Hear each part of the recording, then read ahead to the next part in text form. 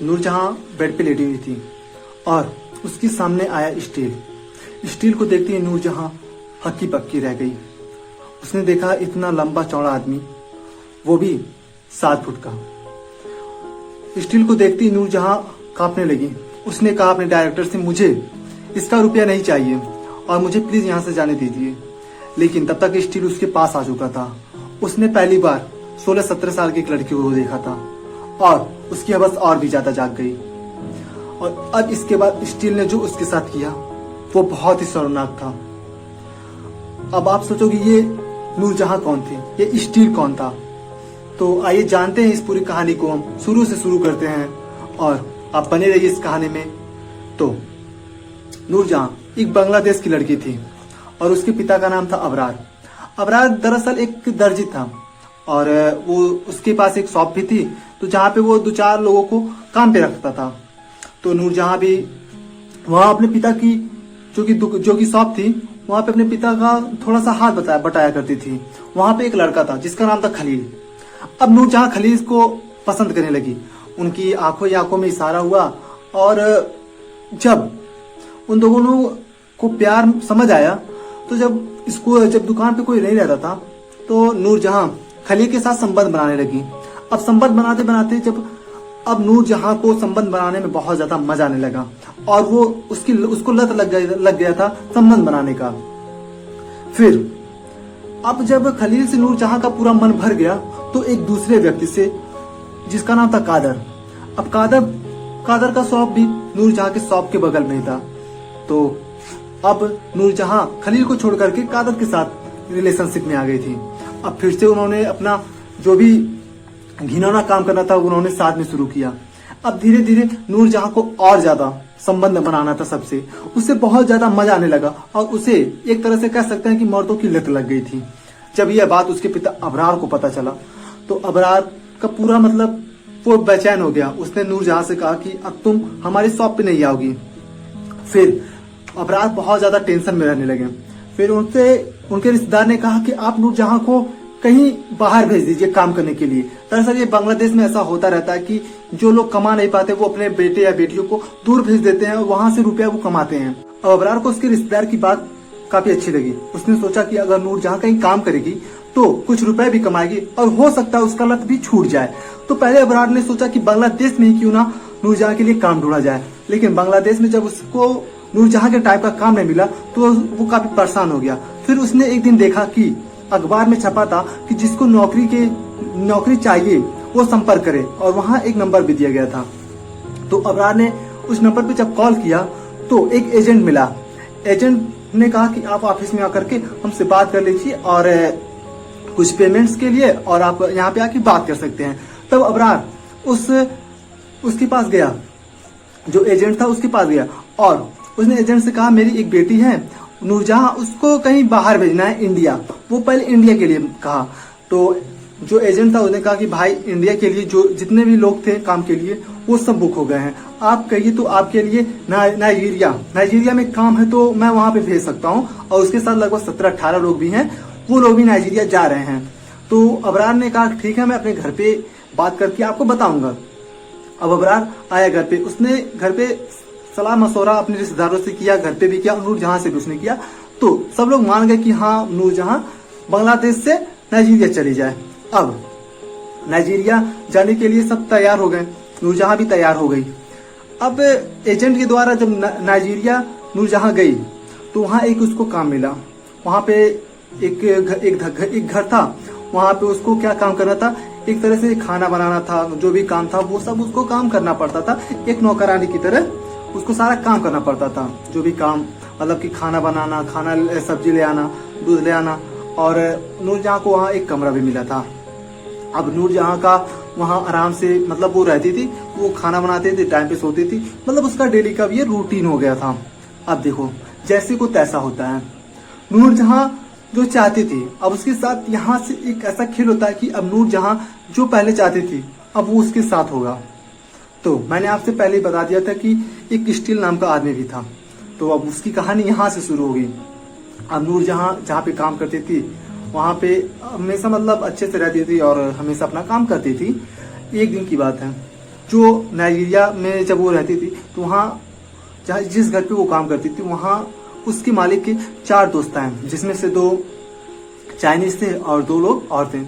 पहले तो उन्होंने बहुत सारा शराब पिया, मांस मछली खाया, जो भी मतलब उसको बनवाना था नूरजहां से उसने सब चीज़ बनवा लिया। और अब रात होने का टाइम हुआ तो रात के टाइम में भी नूरजहां से सब मतलब उन्होंने काम करवाया। और जब सारा काम खत्म हो गया तो उसके मालिक ने कहा कि तुम अब जाओ आराम करो, अब हमारा सारा काम खत्म हो गया, अब तुम जाके आराम कर सकती हो। तो नूरजहां चली गई अब सोने। अब जब नूरजहां सो गई तो उसे रात में कुछ आवाज सुनाई दी।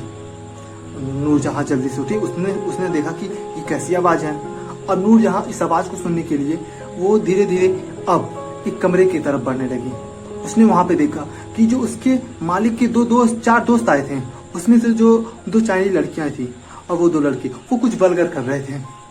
और उनका मालिक जो नूरजहां का मालिक था वो उनका कुछ वीडियो शूट कर रहा था। अब ये देख करके नूरजहां हक्की बक्की हो जाती है कि इस घर में ये क्या चल रहा है। उसने देखा कि उसका मालिक वीडियो रिकॉर्ड कर रहा है और उसकी जो दो चाइनीज लेडीज आए थे और जो उसके 2 हब्सी दोस्त आए थे वो खुश कर रहे थे वल्गर। अब ये देख के पूरा नूरजहां सोचती ये क्या हो रहा है।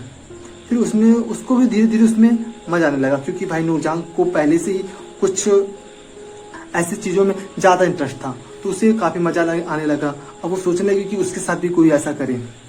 वो देखते देखते उसने पूरी रात ये देखा और जब सुबह होने लगा तो फिर से जाके सो गई।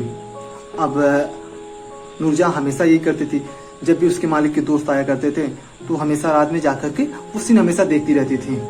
अब एक दिन क्या हुआ, नूरजहां के मालिक ने ये नूरजहां को देखते हुए पकड़ लिया। जब नूरजहां के मालिक ने उसको पकड़ा और उससे कहा कि तुम ये क्या कर रही हो, तो ये क्या देख रही थी, तो वो मुस्कुरा करके चली गई। अब नूरजहां का जो मालिक था उसने सोचा, वो समझ गया कि नूरजहां को इसमें इंटरेस्ट है। अब वो जब भी कुछ लोग आते थे तो नूरजहां से सारे काम करवाता था और फिर जब उसकी शूटिंग होती थी तो उसको अपने पास भी बैठाता था और सब उसको दिखाता था कि ऐसे ऐसे यहाँ पे होता है, ताकि वो धीरे धीरे नूरजहां को इस इंडस्ट्री में लाना चाहता था। अब भाई नूरजहां को भी उसमें मजा आने लगा, वो सारा काम भी करती थी और उसके मालिक ने सोचा कि नूरजहां ये धीरे धीरे सब सीख जाएगी और वो सब काम कर लेगी। अब एक दिन क्या हुआ कि नूरजहां के मालिक ने नूरजहां से पूछा कि क्या तुम भी इस फिल्म में काम करना चाहती हो।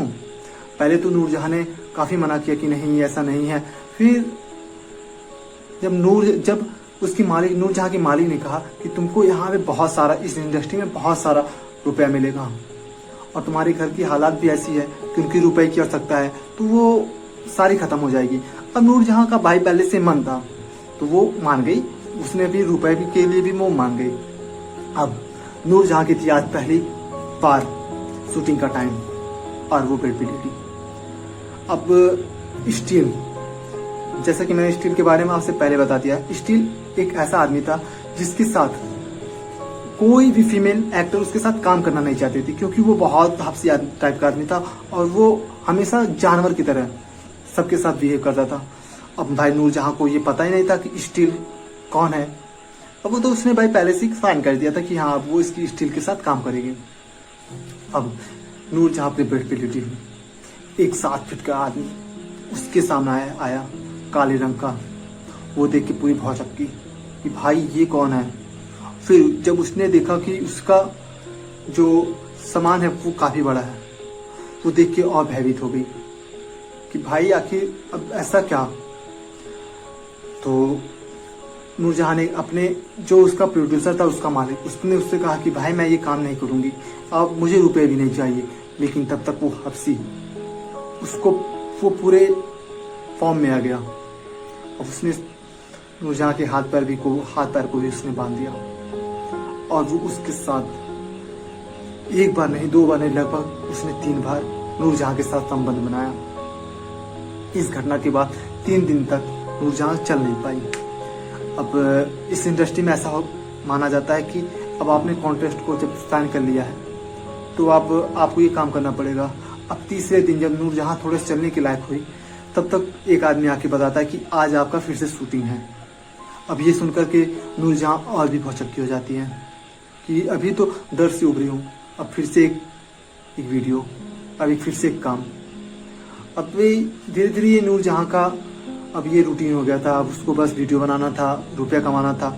अब जब इधर अबरार खान को ये पता चला कि भाई नूरजहां का फोन नहीं लग रहा, कॉल नहीं लग रहा, उसने दीदी से कॉल नहीं किया, तो वो बांग्लादेश पुलिस को वो बताता है कि मेरी बेटी इस एजेंसी के थ्रू गई है नाइजीरिया और उसका कॉल नहीं लग रहा है।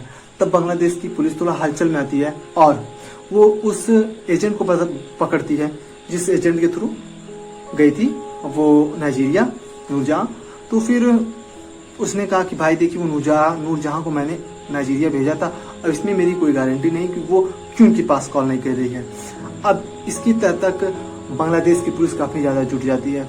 फिर उन्होंने बांग्लादेश की पुलिस ने एक वीडियो देखा। उन्होंने अबरार से कहा कि आपकी बेटी एक एडल्ट इंडस्ट्री में आ चुकी है, वो हमेशा किसी को पता नहीं वो कहाँ रहती है, बस वो हमेशा वीडियो में देखती है। अब ये सुनकर के अबरार खान काफी भौचक्के हो जाते हैं। अब वो काफी ज्यादा निराश हो जाते हैं। तो हमें यही समझना है कि अगर आप अपने बच्चों की परवरिश अच्छे ढंग से नहीं कर पाएंगे तो हमारे साथ भी ऐसा हो सकता है। और अबरार खान काफी ज्यादा परेशान होने लगे और वहाँ की पुलिस का ये मानना है कि अब आप अपनी बेटी का जो भी है कि अब आने की आशा छोड़ दीजिए। और अब क्योंकि वो एडल्ट इंडस्ट्री में आ गई है तो वो वहाँ से आएगी नहीं। तो इस कहानी में मतलब यही है कि ये भाई साहब कैसे आपकी लत आपको कितना बिगाड़ सकती है, आपको किस रास्ते पे लेके जा सकती है।